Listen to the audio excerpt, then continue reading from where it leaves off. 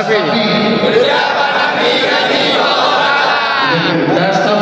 Ucapan Nabi kaji wallahu a'lam. Okey.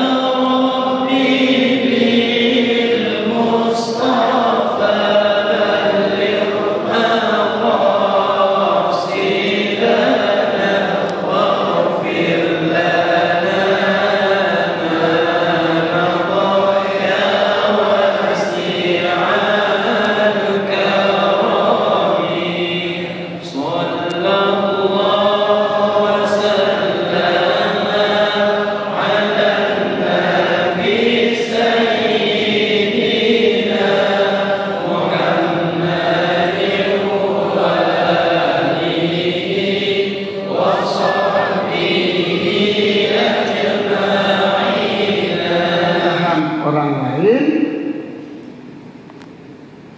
tidak diserahkan langsung sama kita, tetapi dikirim melalui HP. Jadi saham orang lain kita tidak menerima dengan tangan.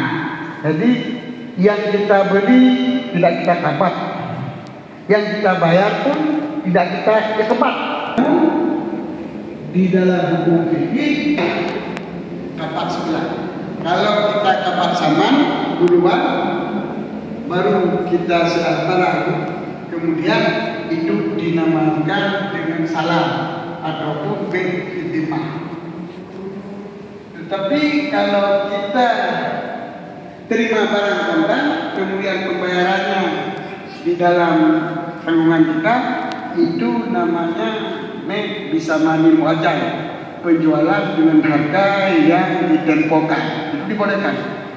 Jadi yang tidak dibolehkan karena tentang istilah-istilah baru yang yang tunggu rampok menjuk maya ke paduli betul kampung dan kejelaskan yang berkesimpulan anti